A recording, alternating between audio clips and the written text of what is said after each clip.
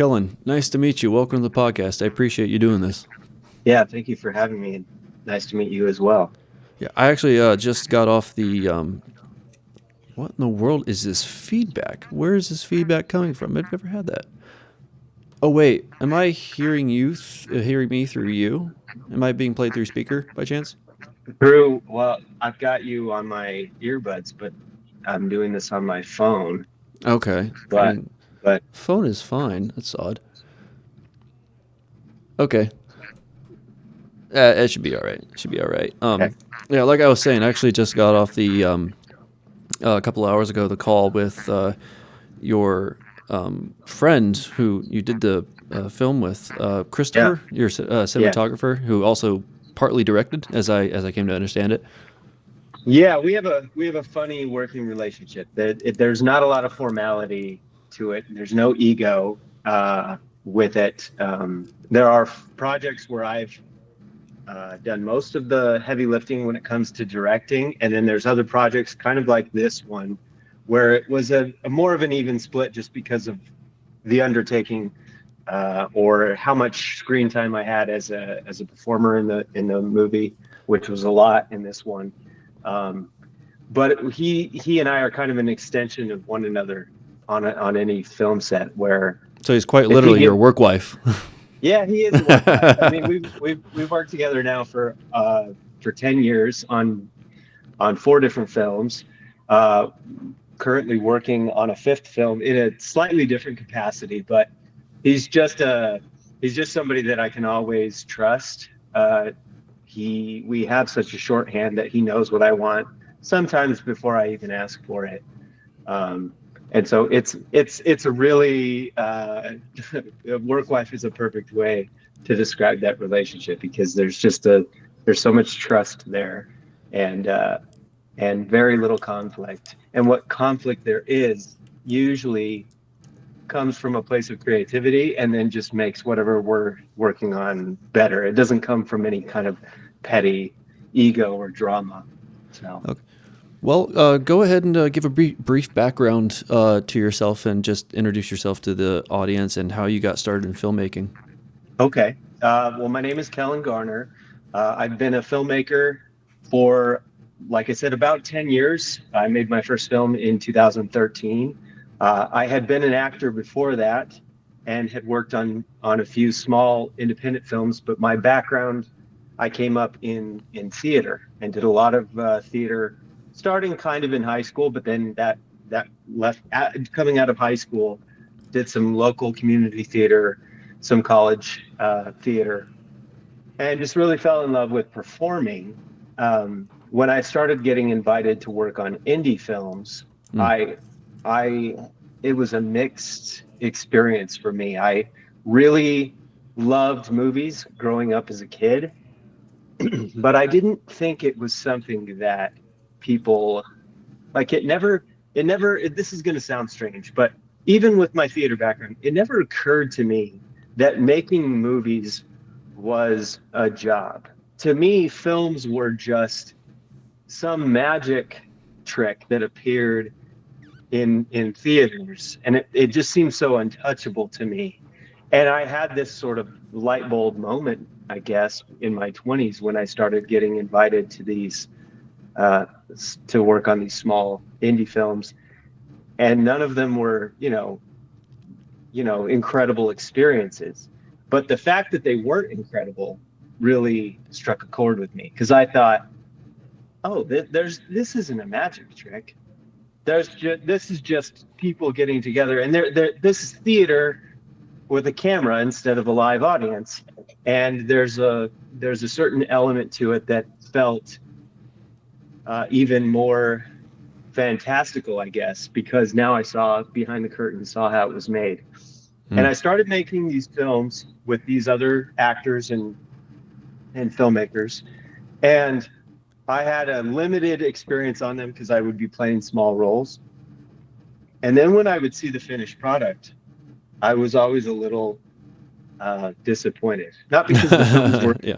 not because they were necessarily bad, but because I didn't, there were so many decisions made as a whole that I intuitively knew were wrong or I felt like, they should have zigged when they zagged. Can you give an And example? that's, well, um, just so I was in a film, and this is actually the film I met Christopher Sheffield on. He was hired as a cinematographer straight out of film school. I was hired as an actor for this film, and my first day on set was a comedy of errors where I had like a 6:30 call time, and it was in a very remote location, and I had to drive 2 hours to be there. So I basically had to be up at like 3 a.m. to get to set and be ready. Got there and got into costume, hair and makeup, and then I sat until like 3 or 4 in the afternoon with nothing to do. Yeah. And then when we finally did film, it was a very brief, small little scene. And I just knew, even with limited experience, I just knew, I was like, there's no way that this is how you make movies. Because I saw so much bad behavior on set. I saw people acting in bad faith, a very egotistical and amateurish director making very poor decisions. This was with the And film that you first met Chris on. yes, yes. And actually, we bonded over that because it became this sort of like, It was a there war was a story. small group of us that recognized how bad this was going, and that we became like-minded individuals in that sense. That we would get together after a day of shooting. We'd get together at like Taco Bell or Jack in the Box and just talk about, man, what a terrible day that was, and then we would laugh about how bad it went. And then, collectively, we all, knew that this was never going to be a good movie. And then it came out and it was worse than we expected. And I took that was a huge boost for me because I thought this person who perpetrated this film on us uh, was Perpetrated. was I so like that word incapable. selection. Well, there's no other word for it. And I don't do this out of malice, and I don't do it out of a place. You notice I haven't even said his name. Yeah, I sure. I, I do it simply because it wasn't just that it was a bad script or a bad film, but the behavior on set in today's climate the only word for it would be dangerous. Mm. It was just really, really poor decision making, really dangerous filmmaking. Um, Nobody got hurt, thank goodness. But it was, looking back years later, I think, man, it's a good thing I was so naive because knowing what I know now, had I walked into that situation, I wouldn't have been on set for an hour before saying, no, I'm out.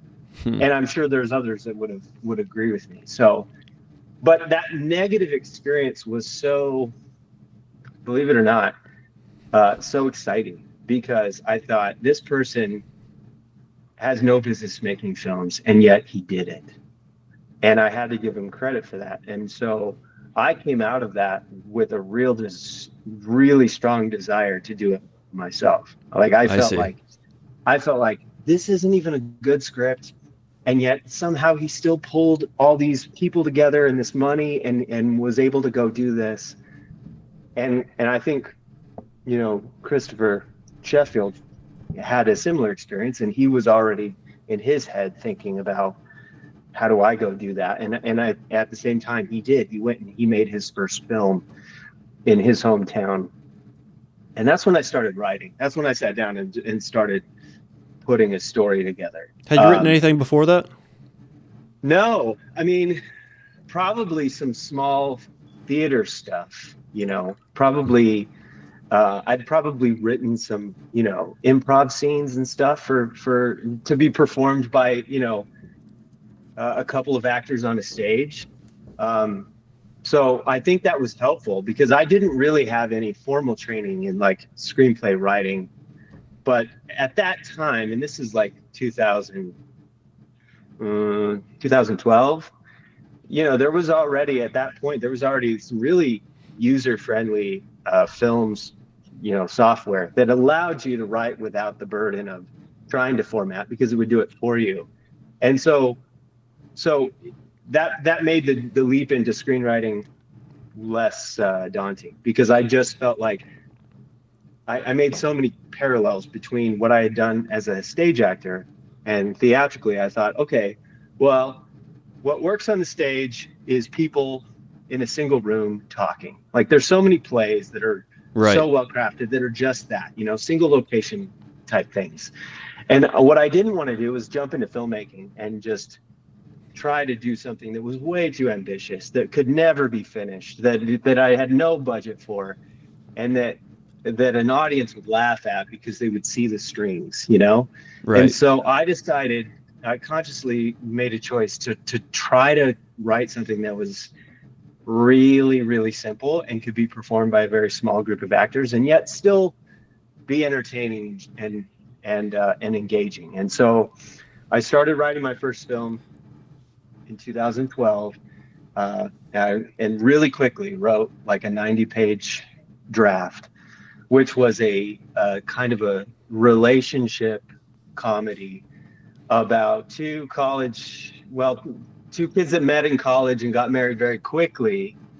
And then uh, several years after their marriage ended, uh, the girl who's about to be remarried realizes that she never actually divorced her college husband, Ah. and so she has to track him down and just get him to sign the papers. Now, when I say this out loud, your audience is hearing this and going, "That's Sweet Home Alabama." Now, in my defense, and it's the same plot, but in my defense, when I wrote the script for Tangerine Land, I had never seen Sweet Home Alabama, except for maybe a movie trailer. But I didn't know the story of the plot. Mhm. There are some parallels, but I think that my script is a lot simpler than that in just the setup and the execution as well. But I just wanted to write something where I could do that, where I could take a couple actors and really guerrilla this thing. And that's what we did. It was, intentionally wanted to set the film in some place very atmospheric. And so I grew up, as a teenager, we used to go to California on summer vacations and spend a lot of time in Orange County in the Newport Beach area.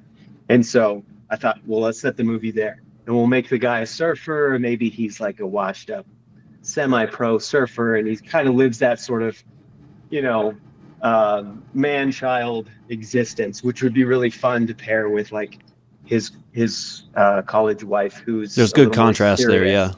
Yeah, I wanted it's very broad strokes. It's very obvious.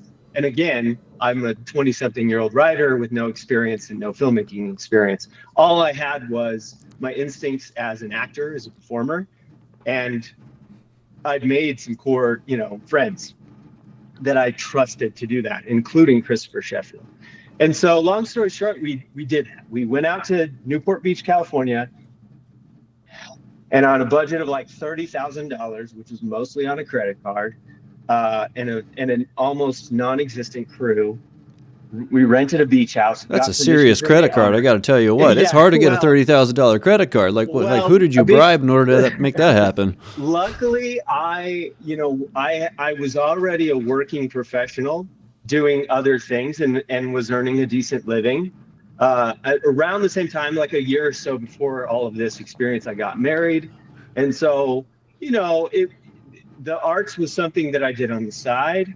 And then when I got married and started to realize that I was being pulled in that direction, it was a conscious choice my wife and I made, and I have to give her credit for this, because you say that, like, that's a hefty price tag. It was a decision we made together, and I realize now, looking back, that and I'm not sure whether there's fireworks coming up, but that I You're adding realize production now, value with not even trying, dude. Like I yes, don't know what kind of wizardry's going on. looking back, this experience could have been an absolute nightmare. But and I did learn a lot from the mistakes I made as a filmmaker. But what came out of that was we finished a film. Christopher Sheffield shot it. He also edited the film, and we did that together. At the time, he had just moved to LA, and so I would come over to his place and we would just sit down and have these big chunk editing sessions. And it was pure filmmaking. There was just no interference. There was not a clue. Were we doing this correctly or not? We were learning as we went with licensing music and all of those things. We had no plan for distribution, no plan for festivals. We just naively thought, oh, let's make a movie and let's premiere it, and we'll make our money back. And that did not happen. That did not happen. In fact, ironically, the movie, we did have a premiere, and it was a nice, experience. It was a big, sort of pat on the back moment. But then after the premiere, I had no idea what to do with it after that. We had dabbled with, we had solicited distribution from a few others companies and got no response back. We did get response from one, but they're like, well, you have all this music that's temporarily licensed, because it was kind of a soundtrack movie. We kind of built it that way, like Yeah. Richard Linklater, like, let's put some good pop music on there. I grew up, I was heavily influenced by shows like The OC, where, the soundtrack is everything. And it does have that sort of like Adam Brody sensibility about the film. So I just knew the film didn't work without good music, but we couldn't get the clearances to get distribution because we had only paid for like, sort of a temporary, it's a slippery slope. And we thought, man, we're in deep now. So fast forward a couple years, we did the same thing. We went and made another movie with no plans about how that was going to work. But we felt like, hey, we learned a lot of lessons on the first one. So let's polish this experience. And using the same crew and the same kind of philosophy, we went to the San Francisco Bay Area. We made a small relationship drama. This one was a little heavier than the first and a little more ambitious and a little more polished because of, experience. Both myself, Christopher Sheffield, had more experience by this point. Luckily, when that film, the second film, The View from Here, was finished, we did have a meeting with the distributor. And I have to give credit to a friend of mine who was interning at the time with Indie Rights, the distributor. And when they saw the film, they wanted it, but they also wanted our first film. And so we got really lucky. Like we got distribution right away for two films. We had the second film, The View from Here, had a nice premiere. It got a nice write-up in the LA Times. We decided to not to go to festivals with it or try to, because we got it into distribution right away. So fast forward 10 years, both of those films still in that active,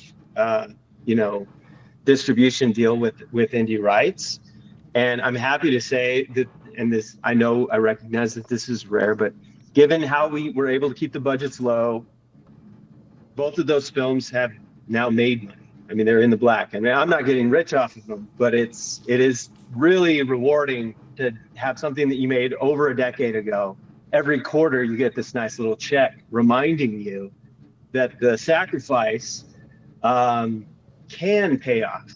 And so I look at those two films as kind of my film school experience. I would have happily paid the money that I did to make those films, even if they never made a dime, because of what I learned about making movies.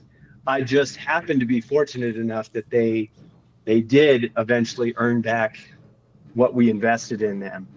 And what's exciting about that is, even though they're really hard movies for me to watch because all I see are the cracks in it, Right. there's the fondness for me is the experience of making them, the lessons learned, both hard and soft. And what's really nice, especially The View from Here more than Tangerine Land, is The View from Here has found kind of a life of its own on YouTube, where it was distributed through Indie Rights channel.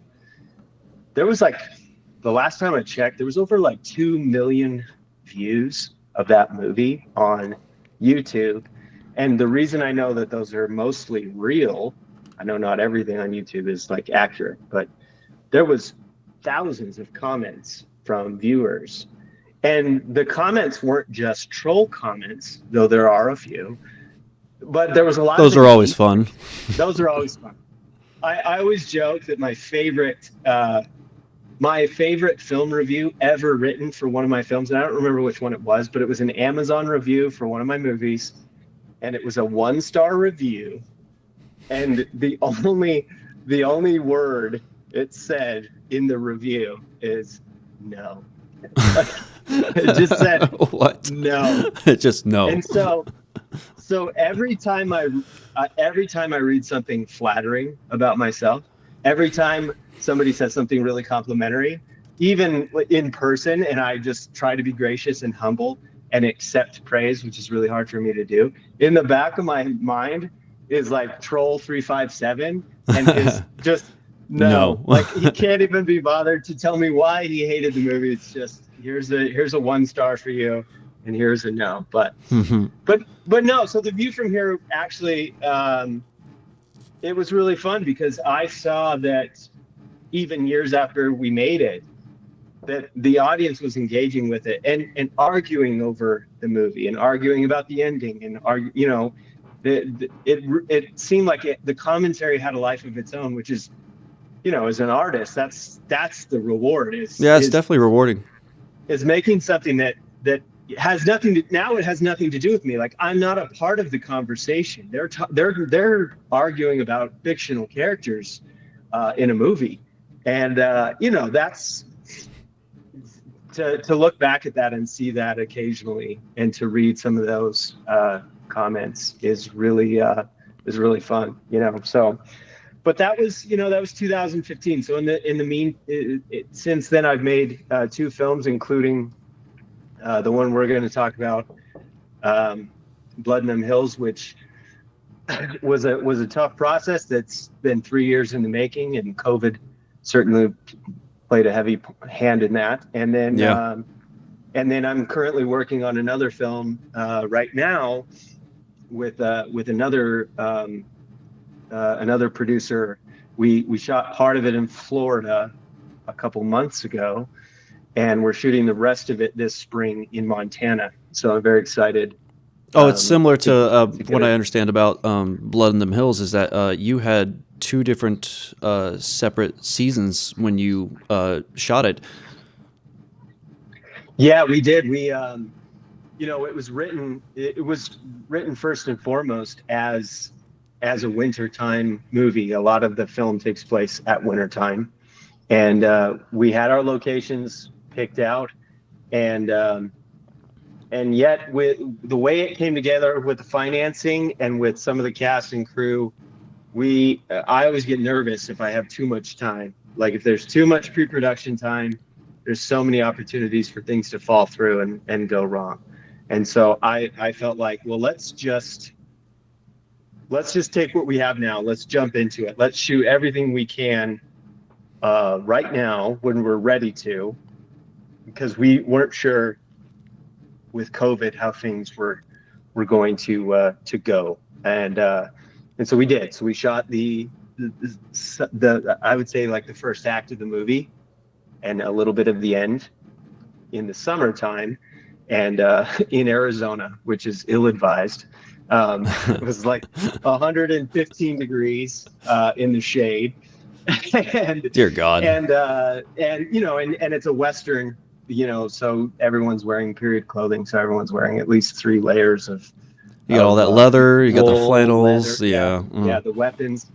And the nice thing about that, I joke because it is miserable for everybody, but there's something about that and suffering through that as an actor, um, where you just, like, you're not really even acting anymore.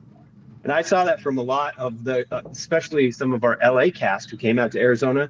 Maybe it was their first time in Arizona, and then they put on that costume, and Mhm. it was like they just embodied the people that they were supposed to be. There was such a shortcut to inhabiting that, and as an actor, that's such a gift.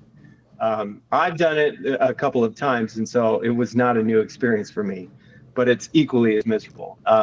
Do you think that So because you had done that before, that there is a sense of newness, if you've never done it before, that does aid to the performance once you start wearing the clothes and suddenly you are the character now?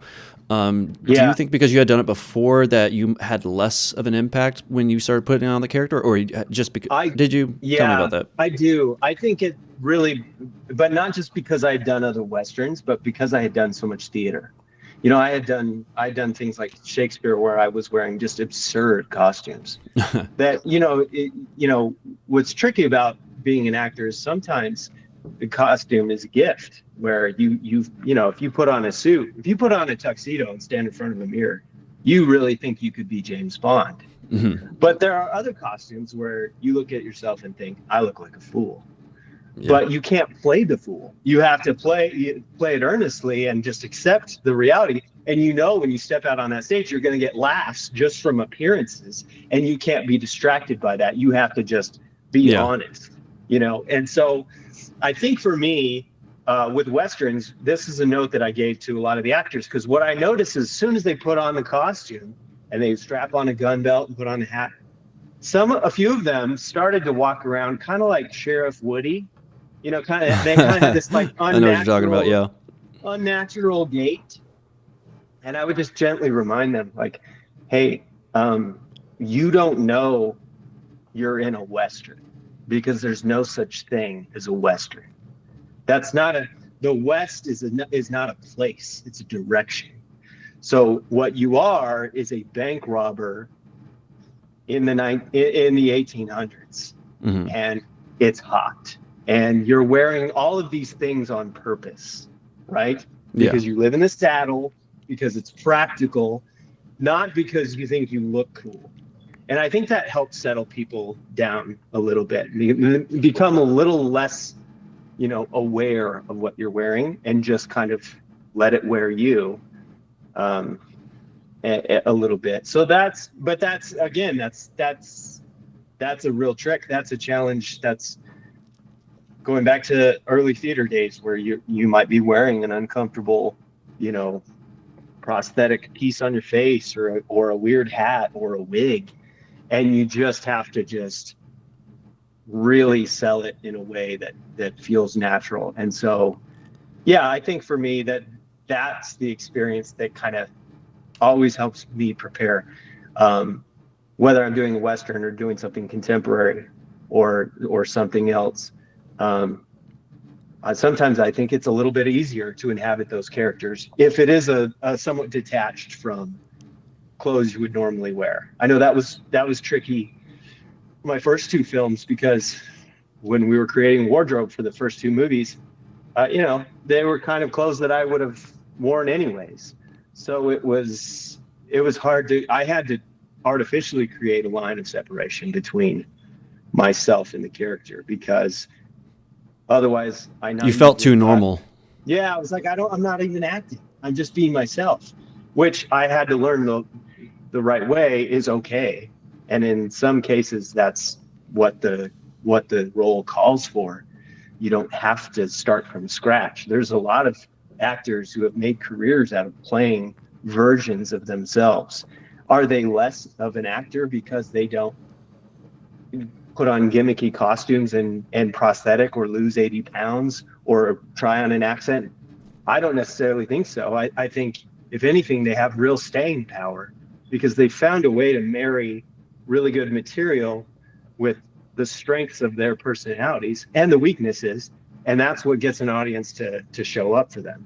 So it's an exercise in vulnerability, but it's also um, it's unnerving as an actor. It's a real challenge to be like, oh yeah, you know what? I'm okay being myself in all of my glory in front of people. Whereas if I put on a hat and grow out a mustache and a beard and strap on a gun, there's so much removed from who I am. Hmm. I feel much looser and much more confident in doing that because I'm like, well, I'm completely hiding behind all of this and that feels to me like play. I mean, that's like real. That's like going back to being a little kid and Hmm. playing in the backyard. I And watched Blood in Them Hills. I believe it was either on two. It was either on Tuesday, this past Tuesday or Wednesday, and I gotta say, I thoroughly enjoyed the experience. I No, really thank did, you.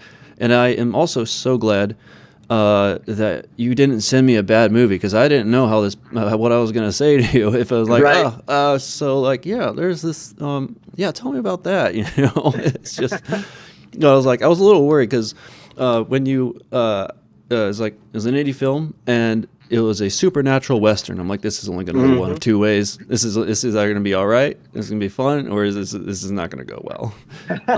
Especially when Chris told me that the budget for this film was just around 100K, Yeah. and he told me that right when I was watching the film, and then as I finished the film, you guys did a really good job of applying, I think, the money in the proper places of the production for the story that you were telling, and I was impressed by that, frankly. Thank you. Yeah, especially with the creature, the numerous locations that you had, and I noticed that you, because you had a tight schedule to work with. You utilized the locations very efficiently, I think. Yeah. Yeah.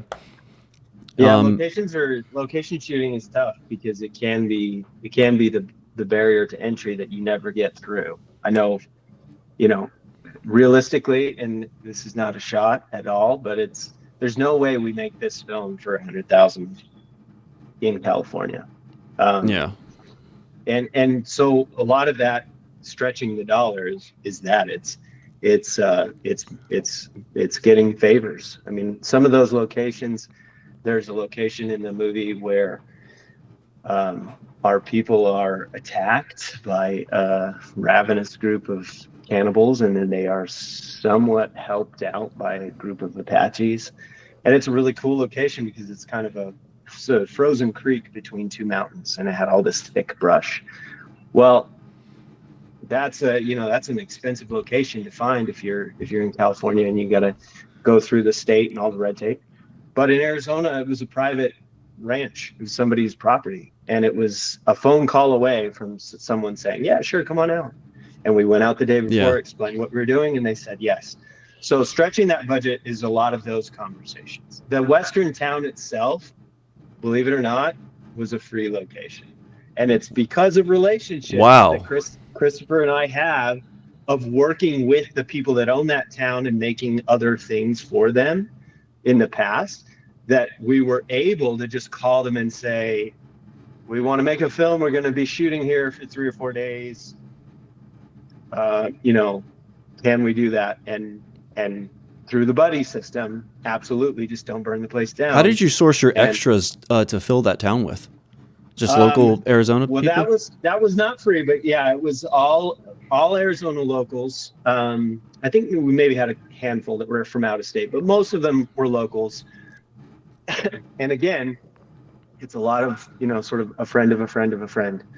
We did have a sort of an open casting and try to recruit, but everybody was 1 or 2 degrees removed from knowing somebody on the production Hmm. and understanding the limits and constraints of our budget. And yet, one of the things I pride myself on, going back to my first film experience where I got a 6 a.m. call and waited around all day to do absolutely nothing, is on the days where we had extras, we prioritized using them as much as possible and using them as quickly as possible. So if you're Hmm. going to do crowd shots, let's do those first. And then when we're absolutely sure that we're done and we're going to push in for some tighter shots or do a two-hander with a couple actors and an interior, let's make sure we're done because it's hot outside. So let's get them out of here. Mm. And they were paid because they were paid a flat rate. I didn't see that as license to abuse them. I didn't go, oh well, we're only paying them $100, but they showed up. They're stupid enough to be here, so let's keep them here for 12 Uh, hours. well, that's That's very just bad courteous. That's behavior. not a lot of filmmakers actually are like that. They're like, oh, we got them. Okay, Well, let's use them to the maximum amount that we can possibly and exploit them that's for. and that is why most of those filmmakers will never go anywhere because their reputation is already being obliterated by their own, either out of malice or out of ignorance. Their behavior is inappropriate. Because if you hire people to work for you, um, there's an exchange. It's they're still doing you a favor. They're there out of love of film or love of art or Mm-hmm. love of a Western. And just because you fed them once and gave them free coffee and gave them, An a little bit IMDb of money, credit. yeah, it doesn't give you carte blanche to treat them as anything less than human beings. Um, and I just think that should be and is an industry standard, and yet unfortunately, um, it's not always observed. And so that's always something that Christopher and I are very conscious of because we want these people to come back when we're doing something else and we put out another call Yeah. to do something. Those people are going to say, absolutely, we had such a great time on your last thing. Sign us up. And so we've had very few complaints for that reason. And the few that we've had, we resolved because we it was important to us. So yeah, so the town where we used a lot of extras, we prioritized using the crowd as quickly and as much as we could because there's nothing worse than sitting around all day and they used you for like 5 seconds. Mm-hmm. So we were very creative in how many bodies can we fit into a space and how many crosses can we build into the blocking. So there's a lot less extras in the film than there appears to be, simply by how we blocked it and how much movement we created in any given crowd scene, so that if they are in the movie, they're not going to blink and miss themselves. They're going to find themselves probably 5 or 6 times wearing different hats or different coats or whatever, Mm.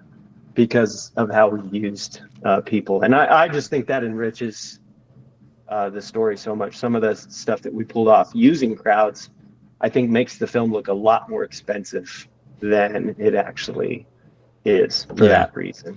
Which aspect of the film was the most difficult to stretch the dollar for? Probably, um, that's a good one. Probably the creature itself, without getting into the nitty gritty. That's the part that we were so unsure about because it's kind of one of those things where we had a budget for the creature. We hired uh, a team to make it for us. We had our designs and our ideas about what it would be and what it would be capable of. And famously, like Spielberg and Jaws, the limits of the creature Mm-hmm. revealed themselves to us and created a lot of issues. And so we realized there wasn't like money necessarily that we could throw at the situation and make it better. We just Right. had to be very, without spoiling anything, and we had to be creative in how the creature evolves and how it's used throughout the story. Mm-hmm. Um, Limiting how much screen time it has for maximum effectiveness. Um, and it's a marriage, I think, of the performer inside the costume, the hair and makeup department by our fantastic team, what they were able to contribute to that, and then the skillful hand of Christopher Sheffield with his editing and camera work. That a lot of that was like, pare it down and make it impactful, and then the score and the score and sound design adds a lot to it as well. Mm. The note we had halfway through production is we should probably hear this thing more than we see it. That was something that we became obvious to us. Is this thing is way scarier if we see less of it. If Mm. we don't reveal it and it's in the first reel and it's Less is throughout the more. whole thing. Yeah, less is more, Mm-hmm. which we intuitively knew going into it because it's a monster movie. I think even if we had $1 million, it would be the same lesson. It'd be the Sure. same logic. Even if we were using a CGI render, we'd be like, how much of this do we really need? So it was just, yeah, it was that. It was all of those things combined. It was, how do we light it? How do we shoot it? What does it sound like? And when you're performing it on the day, it's absolutely ridiculous. I have a few like candid photos of like the performer in the suit with the sort of the costume head off, and it just Mhm. looks like, a Disney character on a smoke break. It's just kind of stupid, right? And it's like, the Yeah. performer is inside on the day and you're acting terrified and it's going like roar, and you're You like, wrote this film, correct? yeah, yeah, yeah. What? And so, it's just, but anyways, yeah, the creature itself, that was the big mountain to climb on this one. Um, and I'm happy with how we managed to climb it. But it was a group effort for sure. As I understand it, this is not the first western that you have made. Is that correct? That's correct. In Okay. fact, right before this one, Chris Sheffield and I were hired to write and direct a Western for another team. That was the first time I had adapted somebody else's material, where somebody gave Mm. me kind of a 20-page treatment of something that they had tried to make um, two decades before. A guy Oh, named George geez. Nelson. Yeah, George Nelson. He's a veteran stunt guy in Arizona, and anybody who's involved in the stunt community in Arizona knows him and likes him. He's really easy to get along with, and he had done a lot of stuff in the Western space. But he told me, he came to me one day and he's like, "Look, I'm not a director, and but I have this idea for a story, and it's kind of a concept." And so he gave me the treatment for his Western, which was a story about a group of siblings trying to get revenge for their mother's death against a wealthy landowner. And everything I read, I really liked. It was a very classic approach to the genre, Hmm. and so it was an exercise in, I hadn't written and directed a film in a few years, and the last two things I had done were contemporary. So this was like a real stretch, and I thought, well, this is somebody else's money. Let's see what we can do with it. And that, I think, the lessons learned from that was something that Christopher Sheffield and I took into Hmm. making Blood and Hills. It was actually at the premiere for that movie, Road to Revenge, which at the time was called Royal's Revenge. The distributor changed the title stupidly. But Chris shared the same sentiment, by the way, yeah, about the name we all change. there. Yeah, I will never understand. It's like, hey, let's make this as generic as possible. And it still can be found on all streaming platforms. So if you want a decent movie with a terrible title, Road to Revenge is now on Tubi and Amazon Prime. Noted. Um, but at the premiere for that film, I was actually approached by the producer of Blood and Hills, who was a friend of George, and was really impressed with what we did. And we had a nice conversation. And he said, "Listen, if you've got any projects in development, like, hit me up." And to his word and to his credit, and this never happens, just so everyone's clear, like a few months after that, I called this guy, Tony Casanova, and his brother Mike, and I said, "I got a weird, crazy idea, and I want to make a really good Western, but it Trojan horse it into a monster film. I want to do kind of a body horror What was the film, but inspiration for that? I think the inspiration was more on the monster side. I had wanted to do something in that space. I had never done horror. Christopher Sheffield had done a few horror things and Hmm. is obsessed with the genre. And I felt like he was very capable in that genre. And I really had a strong sensibility for Westerns because I grew up on them growing up in Arizona. And I just felt like, what if we combine the two? Like, what if we pulled that off?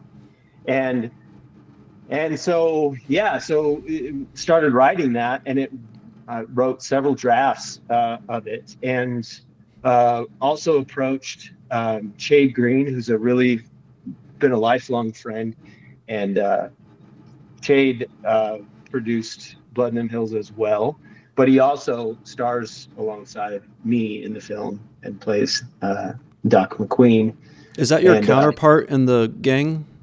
no, he's the doctor. So he's the he's Oh, the okay. he's Gotcha. the guy Gotcha. that arrests my character, and then he's on the journey with me. But Hmm.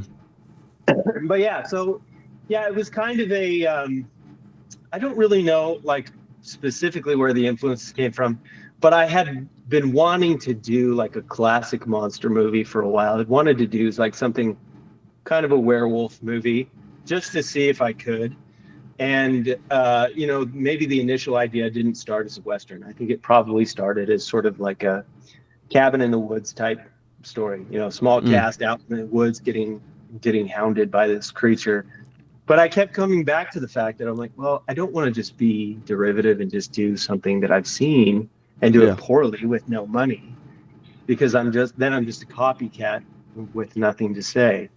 Uh, and then so from that it kind of was like, well, what if these two genres kind of collided? What if there was a way to combine all the fun body horror elements of a monster movie with uh, a Western? And instead of being campy or winking at the audience, what if we played the Western like super straight? Like, what if everything about the movie feels totally normal and real and Mm. grounded, and all the violence has like consequences and real weight to it? But then we just add this kind of eerie, supernatural superstition to it, which a lot of that came from the Native American influence, which we talked to some Native American Well, the actors way you set about the film up that. with the opening scene really sets the audience's expectation, both for what type of story they're getting into, Mm-hmm. as well as the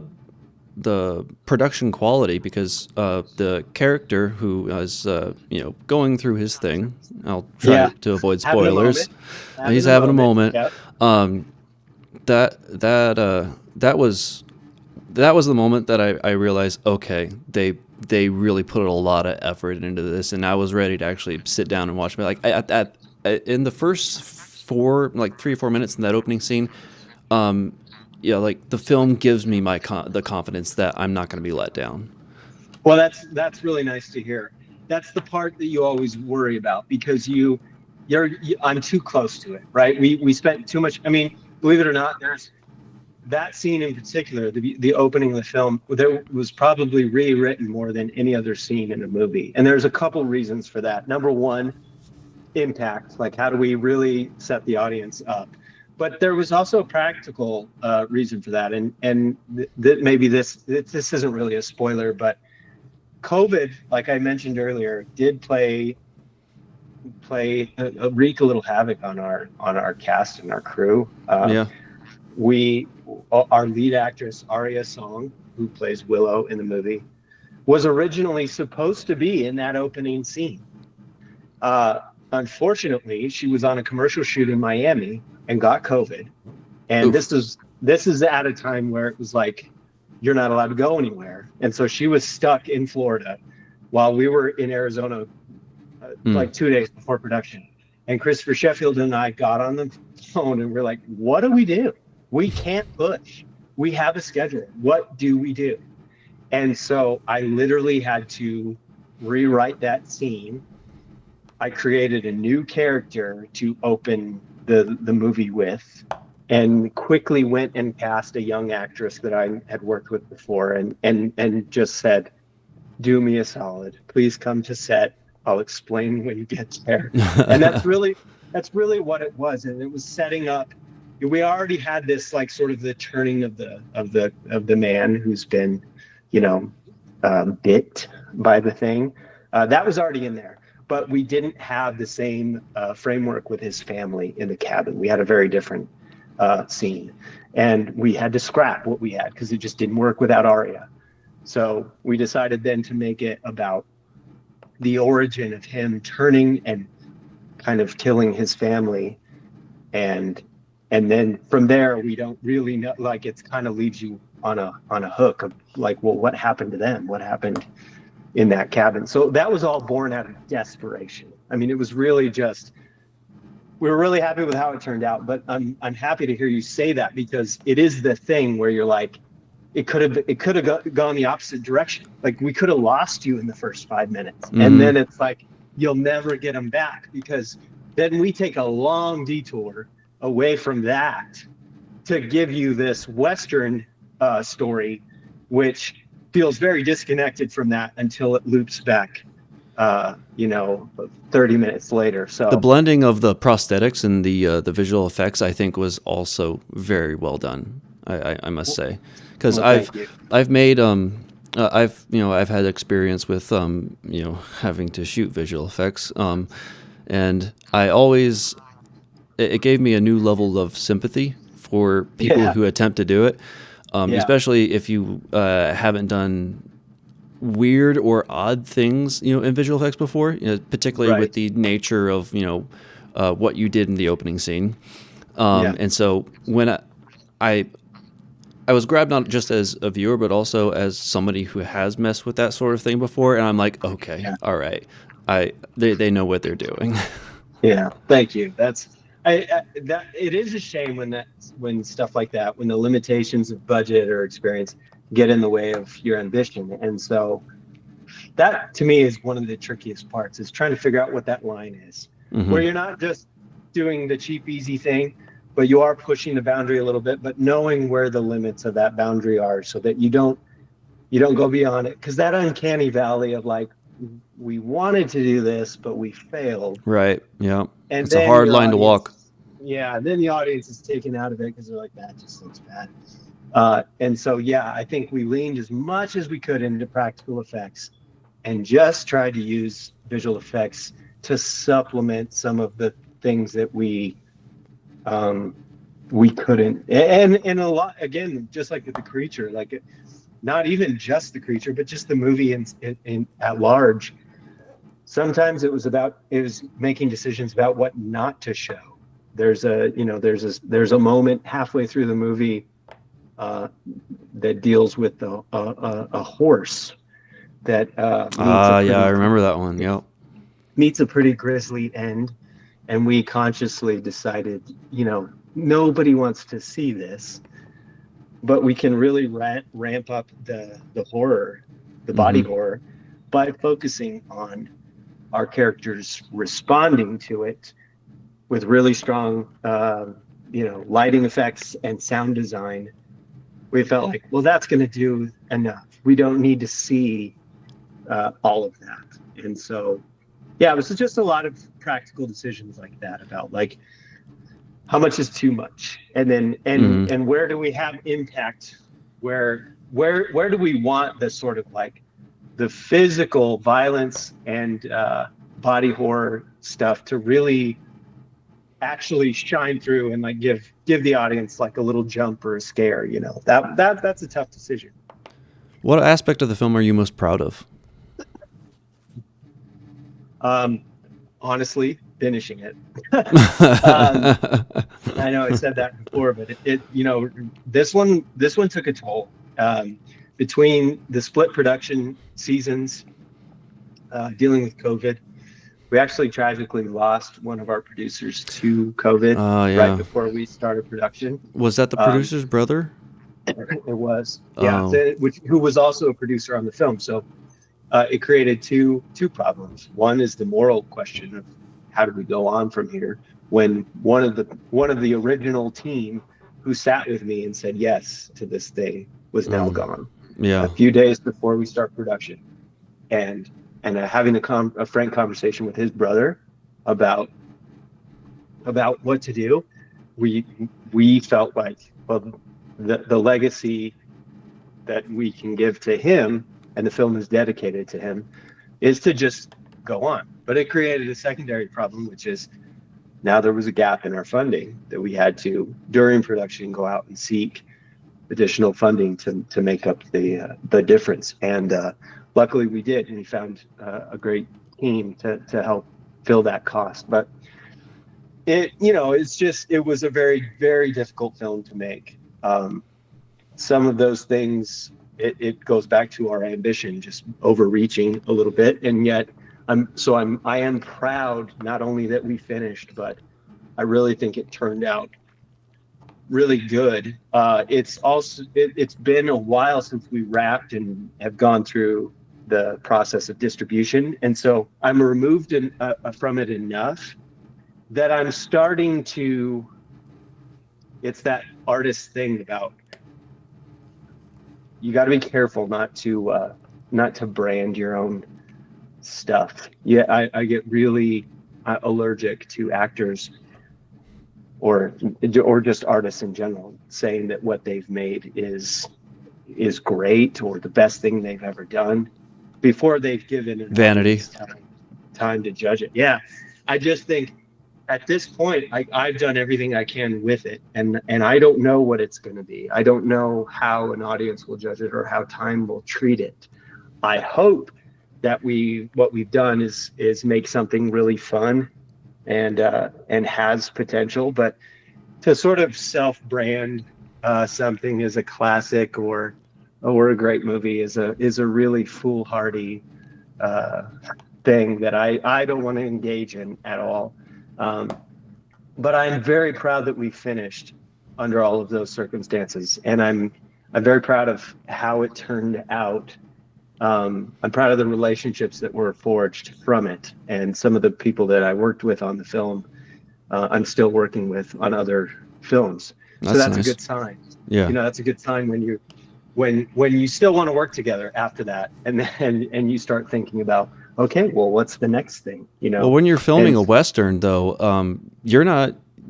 you're having in many ways to actually be cowboys and people in the time because you're having to film and deal with those elements. right, And live in the costumes, obviously, in particular weather, like in the hot weather, and yeah, in the cold. When you're and the wrapping up cold, with blankets and it's cold, you're not acting; you're actually cold. right.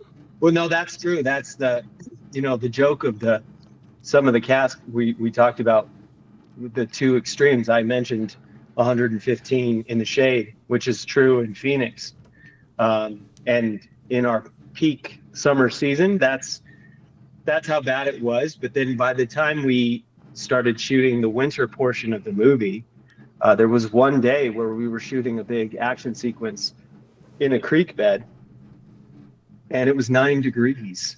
It was too cold to snow. There was not a cloud in the sky. It was Oh, like a geez. beautiful, clear blue day, but it had snowed a few days prior, so there was still snow on the ground.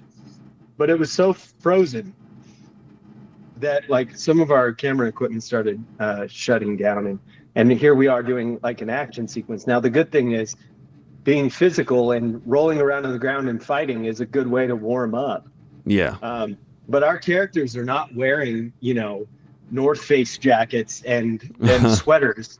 We are wearing, at that point, opposite the summer. Now the leather and the canvas clothing that you're wearing isn't warm enough. Now you're freezing Mm-hmm. because the period clothing is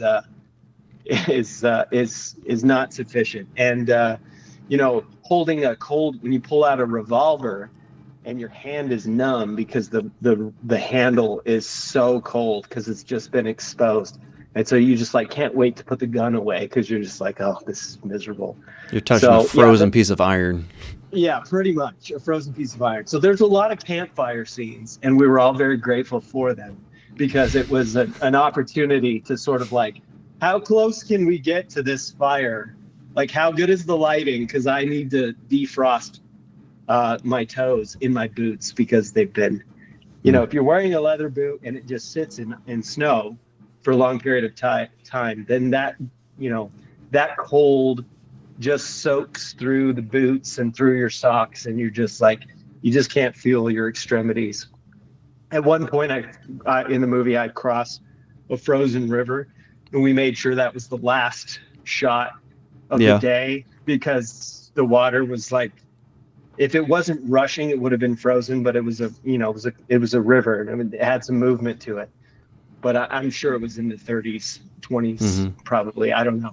But I was up to my waist in that water, and then I tripped while we were filming. So I actually went in about another, Oh all the gosh. way up to my chest, and I was like, okay, this is a one and done. We got the shot. Let me get out and not get hypothermia. Let me go back to the trailer and strip down. So yeah, we were all just glad for it to be over.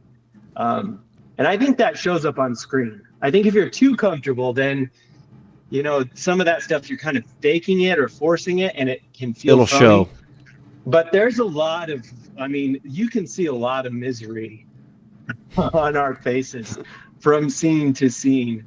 There's one scene where we exaggerated that a bit, where we had a group of outlaws out in the woods, and they all have frostbite, and their boss comes out Yep. of this. Yeah, I remember that Their scene. boss comes out of this like he comes out of this warm tent, and he's like he looks very warm. He's got a fur coat on, and his face is not frostbitten, but everybody else is outside the tent, has like fake frost. We had our makeup artist put frostbite on the ends of their noses and their lips and their ears. And it's one of the funniest, like to me, it's one of the best sight gags in the movie. It's just like these people are being led by this guy who is very comfortable, and they're all miserable outside, freezing to death. That day was actually mildly warm. It started to warm up a bit. So that part, they are actually acting. It wasn't that cold, but there were other days where we couldn't keep our hats on because the wind was blowing so hard and blowing our hats off, and trying to say lines of dialogue, and I'm wearing like kind of a poncho thing, like this Clint Eastwood poncho. It keeps blowing up in my face, and it messes with the lav microphone. So there's just a lot of that like outdoor location shooting stuff that just really slows down productions. Working with horses slows everything down. Like they're the biggest divas on any film set ever. Like Horses? I don't matter. Yeah. Oh yeah. I mean, it does not matter how much of a diva you are as an actor. It will never match the attitude and just the overall frustration of working with horses. They just do things on their own time and in their own way, and they rarely cooperate. Which is I not worked fun for with the schedule, too, and staying on track. Not at all. It's very hard, and so it's part of the reason we kill off horses in the movie, because we're just trying to get through the production schedule. But and I love working. I love horses, and I love riding horses, and it looks great on camera. But man, it's tough to find good horses that will cooperate and do what you want them to do. And we did get lucky a few times with some of our movie horses, but yeah, that'll slow you down for sure. Animals, children. We worked with, obviously there's a baby in this movie. Yeah, I was curious about that and the logistics that Yeah. had that brought in. Well, I think the logistics would have been. I can't speak to it honestly, as somebody else might, because for this to work, and this is part of maybe going back to the inspiration. The baby in the movie is actually my youngest daughter, and so my wife was on set the whole time, anyways, as a producer, and so our baby was there, and we kind of timed the movie around like when we thought she was going to be old enough to do this. That was part of the reason to rush into the production of the summer side of things, because we didn't want her to age out of the role of the infant, because It was the one thing that like, oh, I have control of this because this is my child. Yeah. I don't have to worry or dance around somebody else's schedule or their preferences. We did double the baby a lot. There was a lot of doll use in the movie for I would obvious imagine, reasons. especially when you're walking through the river. Yeah, anything with stunts, anything like the baby I don't think we ever put the baby in someone's arms like on a horse. I think we always doubled the baby for that. But we wanted to be careful not to, because bad doll acting can ruin a movie too. I mean, there's been big budget movies that have been ruined by bad dolls. And so we did want to like make it a point, like let's see the baby in the drama as much as we can stand it. And luckily my daughter, who is now almost 4 years old, she's a little ham now, so it's not a surprise that she was so good in the movie as an infant. But I think there's a lot of empathy that comes for the audience in hearing that baby cry, because it really is the drama of the movie is centered around these three people trying to keep this baby It's a alive. key element specifically for your character's arc too. Right. Yeah. Right.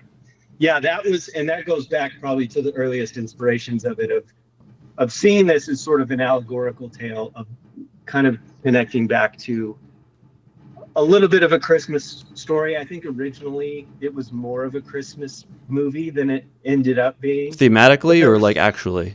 yeah, thematically, I saw it as sort of this like parable, like this three wise men situation of like, Ah, I can see that this now. sort Yeah. of like, these are the three people we follow in this movie are all toiling with some inner struggles. They all have Hmm. a different thing that they're dealing with. For the doctor, it's guilt.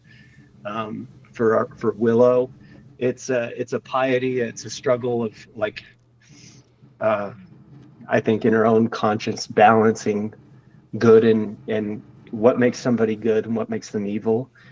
And then for my character, who is just a downright scoundrel and an outlaw, it's does he have any redeeming quality? Is everything he does Hmm. self-serving, or does he have any humanity in him at all? So having a baby that the three people are forced to sort of handle or deal with, it was a really great palette to sort of like pit them against that. It's not just like a, a survival story about this monster chasing them, but for a very specific reason, this monster is chasing after the baby, Mm. which people that watch the movie will understand. And our three heroes are forced to kind of like deal with that in their own individual ways. And I think that how that shakes out will surprise people in the end. I don't think it will go the way people think Hmm. it goes, which is, I think, part of what was so exciting about making I the was movie. glad, and I'll be very careful when it comes to try not to spoil. I I was satisfied with your character's conclusion because it wasn't necessarily it wasn't a how do I want to phrase this?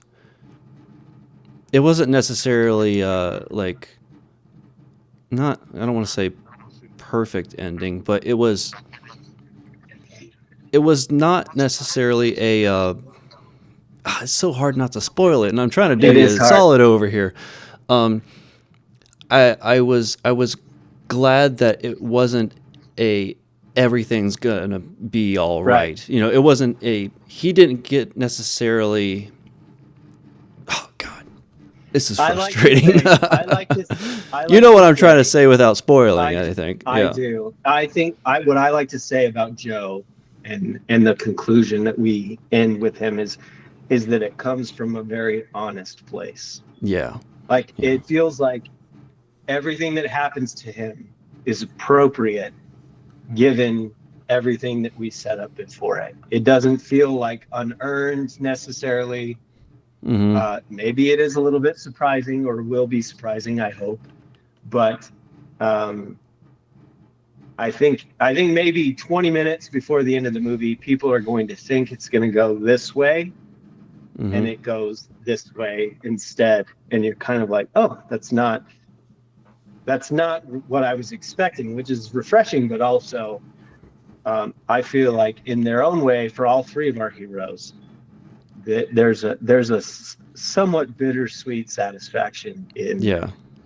in the conclusion, if not a little sad. I mean, it is a monster movie. It is a horror at heart, so there's always going to be some I think it was disappointment and also a good sadness. decision that you weren't afraid to kill characters off, and it keeps the Yeah, audience on their edge.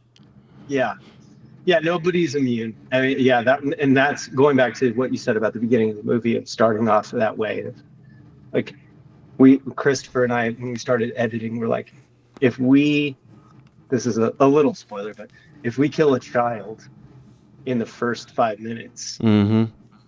there's nothing that this audience won't assume we won't touch. Like, I thought that was a good and decision. we don't do it from a place of like meanness or grotesque, like let's just shock people, but it felt appropriate. Like if you put a grizzly bear in a cabin full of people and some of those people are children, I'm sorry to say, bad things will happen. Right. And so we just tried to approach it that way, honestly, that even though we're dealing with like a supernatural fictional creature, we were going to treat it like a wild animal. Like like just nature, like nature is no respecter of persons. It just ravages Yep. and destroys everything in its path. And so we treated the creature like that. But the commentary of the movie really goes back to that what we assume is a monster, on the one hand, it's this supernatural thing, but that some of our human characters in the movie are just as evil and just as scary and just as capable of violence and harm as this unnatural being is. And that was really the main commentary of this film, what that we wanted to showcase, that even though the horror elements come from a place of like creature violence, there's human violence in it that has consequences, and those people are, in my opinion, probably scarier, Because they because actually mean it. they mean it. They have the ability to reason, and yet they choose not to. They have real malice towards their fellow men, or real, real bad intentions. And I think that coming from a place of greed and selfishness and just carnal nature is way scarier than any monster we could put on camera. So that's it goes back to that, like the theory that the real villain of Jaws is the mayor, because Yeah. the shark is just being a shark, right? The shark's just eating food in front of it. Hmm. It's not acting out of irony, like, oh, I know these guys. But the mayor is making really poor, selfish decisions, which is putting people in harm's way. So we approach this movie in the same way of like, yes, there's a creature, and yes, it's dangerous, but there are people out here in these woods, in these hills, who are just as dangerous, if not more so, because they have really wicked intentions. Hmm. And so that was a fun, dynamic to play. And we have really great villains in the movies, really strong villainous Hmm. performances. Chris Cleveland stands out to me as a really good movie bad guy. He plays the character of Mac, who is the sort of second in command of the bank robbery crew, Yeah. and kind of takes over after my character Joe is given the boot. And yeah, he's just a real nasty piece of work, but I think a really fun character to watch. When it came to writing your character specifically, he uh, he's very sarcastic, and he provides a bit of the comic relief for this horror slash Western supernatural film. When you were writing him, how how did you know not to go too far necessarily with how much comedy that character provided? Well, I don't know that I did know when it was too much. I think a lot of that comes from the edit. I to be honest, I think there are a lot of moments where my character Joe makes light or makes a sarcastic remark, and we cut a lot of those Mm. because it crossed over from being, we had to find the line, and this really came in the edit of, is this somebody that we're going to root for reluctantly, or is this character now just an annoying sounding board of like jokes and commentary, and we're not going to invest in him at all? He's just here to be snarky, and it's really tricky because snark is a it's like salt. The difference between something being perfectly seasoned and being inedible is one or two pinches. And so That's a good I think analogy. I like that. I think the writing probably is the saltiest version of it. And I can remember specific moments and jokes and even scenes in the movie that were cut because we felt, when we looked at it as a piece, that Joe was unlikable to an unredeeming point where we're like, well, we know he's a bad guy because of his behavior in the movie, but Hmm. now he's not even likable, because there are bad guys that you kind of root for. but they can cross boundaries. And So you even dialed though it back with the edit. yeah, I mean, it really just came down to that. And we shot the scenes, and those scenes exist as footage, but it felt like we were putting a hat on a hat, where we might have one or two really good punchlines or two snarky remarks, but a third felt like too much. Like it was just Mm-hmm. like, we've all been, and I think it's a human instinct. I don't think it's really even a writing thing, but we've all been out to dinner with friends, and we have that one friend who's always got a comment, It goes too and they're far. funny. They're funny for like the first hour, but then the minute they start messing with the waitress, you're like, just can you tone it down? Like it's getting exhausting. And characters can be the same way. And I think when you write it as a script, like even performing it on the day, you don't know it's too much because you're doing it one scene at a time. Maybe you do two scenes a day. So you don't think, oh, this is all just too much. Because in a filming schedule, you're doing all these scenes individually. But once you put them all together and you see the piece as a whole film, it becomes that friend who just is like, you're just too much. It's Mm-hmm. exhausting.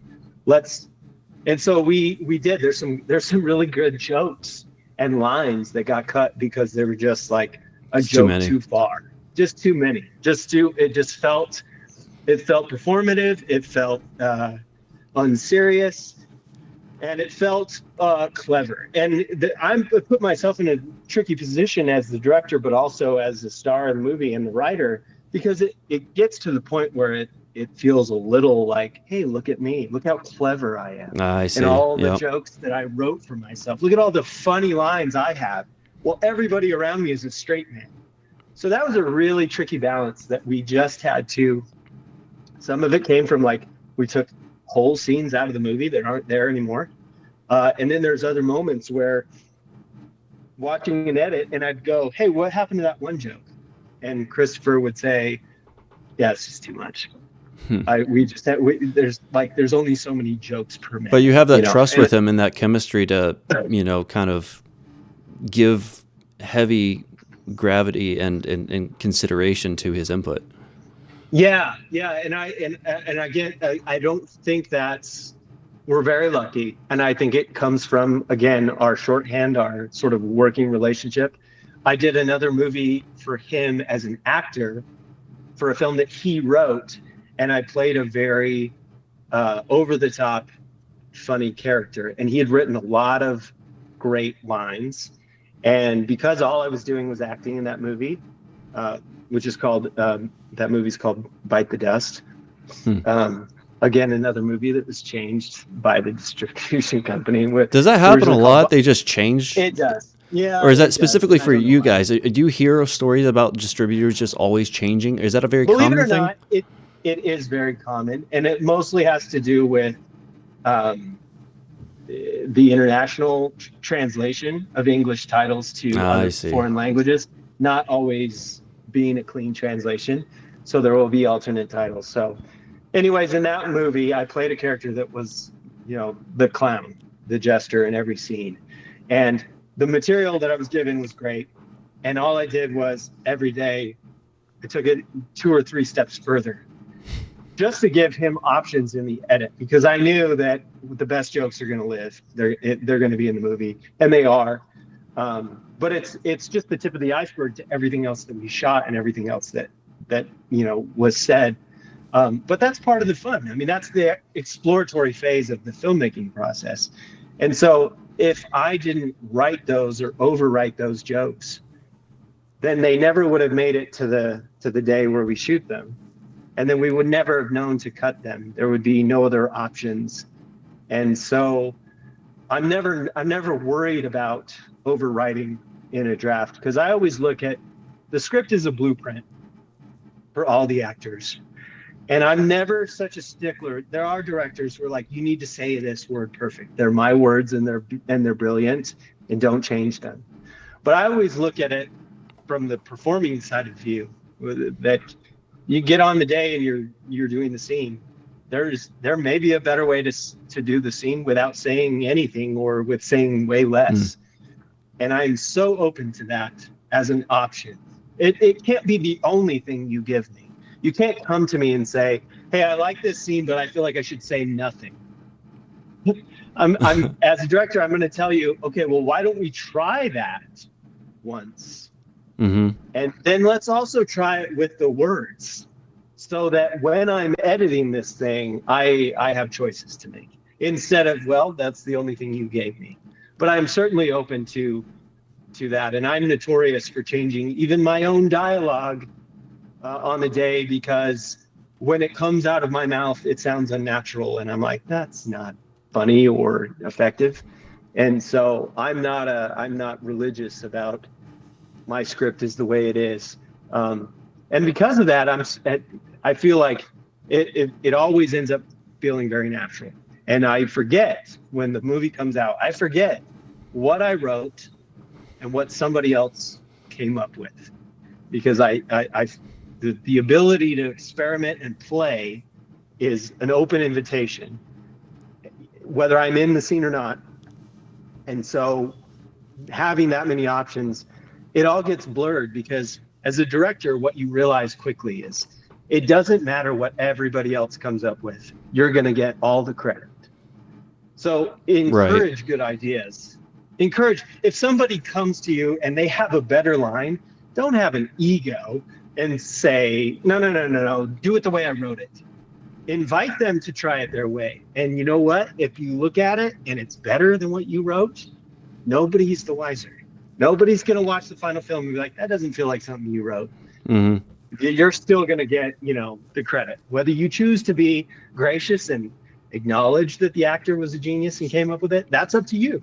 But at the end of the day, it's your film, and the final product is going to be, you're going to saddle all of the credit, good and bad, on how it turns out. So it's better just to encourage um, experimentation. And for me, going back to your question, like it is a tricky balance.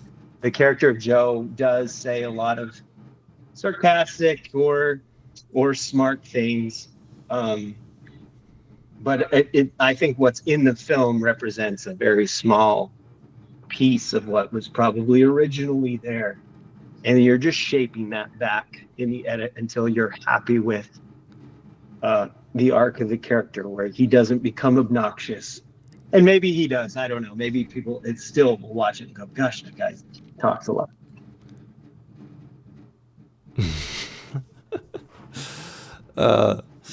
He he pressed the end button on his Bluetooth. That's funny. You pressed the Oh, button on sorry. your Bluetooth. I saw I that. did. It Yeah. fell out of my ear and turned off. Sorry about that. Oh, you're good, man. When is the film coming out? So our film is released. We have a premiere in Phoenix, Arizona on February 15th, and then the film is released everywhere digitally on February 18th. So 3 days later. So even if they don't have a chance to see it locally, it will be released on most platforms Good. Well, I three hope it days does well. after. You guys put a lot Thank of you. effort into it, and it was obviously a very tough thing, with COVID and then dealing with the physical elements and everything. So I do wish you guys good luck. I hope you do well, because you're also indie filmmakers. We are. Yeah. Um, Yeah. are there any final thoughts that you want to leave with the audience? Oh, I don't know. I'm grateful Any for the sarcastic platform. quips? Uh, I don't know. I'm trying to think if there's a joke in the movie that got cut that I am very sad about, that I'm okay spoiling, Lay because it on me. it will never see the light of day. And I think it's a really funny joke, but as a whole piece it got cut. And so, as you know, in the first act of the movie, there's a bank robbery gone wrong, Hmm. and in the middle of that, the gang loses a small number of its party. And then there's a meeting where they kind of come together to sort of like take inventory of how poorly this went. Hmm. And my character, who's the gang leader, has where's Possum? And one of the gang members says, "Oh, he's dead." something like that. Yeah, like he got, yeah, oh yeah, Possum's dead. And Joe goes, really? Is he actually dead, or is he pretending to be dead? And then the conversation continues. And then one of the other gang members goes, the conversation sidetracks, and I make some comment about how intelligent the members of our gang are. And then offhand, one of the gang members goes, Possum, I get it, because they play dead, right? I see. And I just acknowledge, I just like point to him as like, I rest my case. It was a really funny moment, but it slowed down. What we were building in that scene was it went from humor to tension very quickly. Mm-hmm. When Joe realizes that his gang has already voted and they're going to turn on him. And so it was a funny beat, but it kind of disrupted the racketing That's tension totally that understandable. we had. And so unfortunately, that joke as a whole got exercised from the piece. And then so the name of Possum is never mentioned. You do see Possum get killed in the bank robbery. In fact, he's the first person to die. But his name is never acknowledged until I ask where he is at the gang hideout. And I just loved that joke. And that was really hard to see that one go. That was, to me, I thought that. Did Chris insist on that? That was Christopher saying, look, this scene is 5.5 minutes long. It needs to be 5 minutes long. There are things we cannot cut out of it because we need them for story. Yeah. So the joke's got to go. And so there was that joke, and there was another joke that was kind of the same kind of joke about other members of our gang. So it just, it is sort of this like long in the tooth director's cut version where it's like, there's more jokes. Mm-hmm. But I remember, maybe you remember this, like in the early 2000s, there was a lot of comedies that were getting like, they would be rated R on release, and then the DVD at Blockbuster would be like the unrated I do vaguely recall that, yeah. And what I remember about that is like, that sounds exciting on the DVD cover, but then when you watch it, you're like, this is not a better movie.